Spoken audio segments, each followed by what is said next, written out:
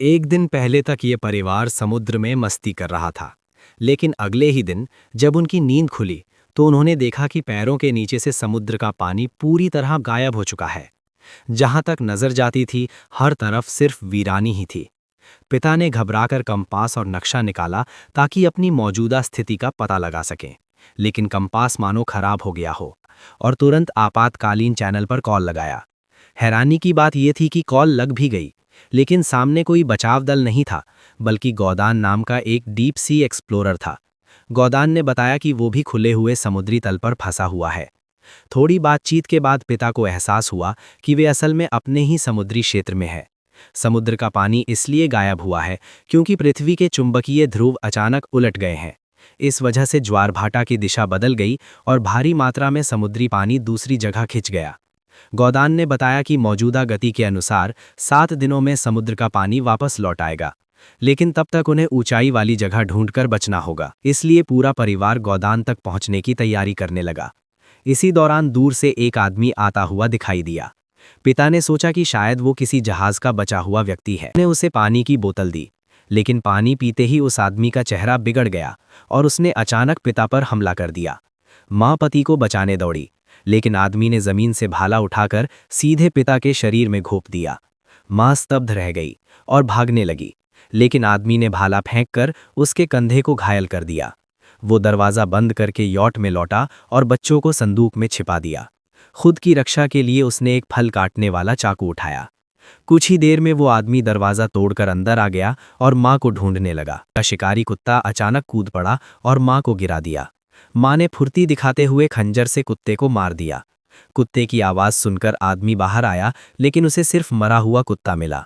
माँ ने फिर से पीछे से हमला करने की कोशिश की, लेकिन आदमी ने उसे मुक्का मारकर गिरा दिया और उसका गला दबाने लगा।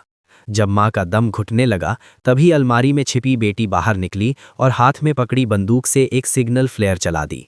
आदमी तेज गर्मी से झुलसकर बेहोश हो गया और गिरी हुई फ्लेयर से यॉट में आग लग गई। माँ ने तुरंत दोनों बच्चों को लेकर जलती हुई यॉट से भाग निकली। बाहर आते ही उन्होंने देखा कि पिता की मौत हो चुकी है। इसी बीच वो आदमी भी बचकर बाहर आ गया। तीनों जान बचाकर भागे और आखिरकार एक दरार में छिप गए। माँ ने सामान गिना जो कुछ दिनों तक चल सकता था। बेटा पिता की मौत से टूट चुका था। दरअसल उसी सुबह उसने मदद के लिए गुब्बारे छोड़े थे और उसी के सहारे वो हत्यारा उन तक पहुंचा था। आगे की यात्रा में आदमी फिर से उनका पीछा करने लगा। भागते हुए बेटे ने एक तालाब में शार्क देखी और उत्सुकता में उसके मुंह से खेलने लगा। इसी दौरान माँ ने दूरबीन से पीछे आते आदमी को देख लिया और डर के मारे बेटे को पकड़कर भागी। लंबी दौड़ के बाद वे एक खाई पार कर पाए, लेकिन बेटा पानी की कमी से बेहोश होने लगा। माँ को पता चला कि पानी की बोतल खुली रह गई थी। इस बात पर माँ और बेटी में झगड़ा हो गया, लेकिन उन्हें पता था कि सबसे ज़रूरी है जिंदा रहना। आगे उन्हें एक टूटा हुआ विमान मिला और उन्होंने वहीं रात बिताने का फैसला किया। रात में बेटी बाहर गई, तभी वही आदमी हमला करने वाला था, लेकिन माँ ने खंजर से उसे मार डाला। अगली सुबह वे गोदान की दी हुई लोकेशन पर आगे बढ़े। रास्ते में बेटे गंदा पानी पी बैठा और उसकी तबीयत और बिगड़ गई। माँ ने एंटीबायोटिक इंजेक्शन दिया और वे एक कचरे से भरे तट पर रुके। आधी रात को अजीब आवाज़ों से माँ की नींद खुली। दूर से काले साए उनकी ओर बढ़ रहे थे। वे एक गिरे हुए मालवाहक जहाज तक पहुंचे, लेकिन अंदर के लोग दरवाजे बंद करके बैठे थे। बाद में पता चला कि वे विशाल स्पाइडर क्रैब थे, अत्यंत शक्तिशाली, झुंड में रहने वाले जीव। माँ और बच्चे किसी तरह बच निकले। आखिरकार उन्होंने वॉकी टॉकी से गोदान से संपर्क किया। समुद्र का पानी वापस आने वाला था। वे पनडुब्बी तक पहुंचे, जहां भूकंप और केकड़ों के बीच आखिरी संघर्ष हुआ। समुद्र लौट आया। पनडुब्बी भयानक लहरों में बह गई।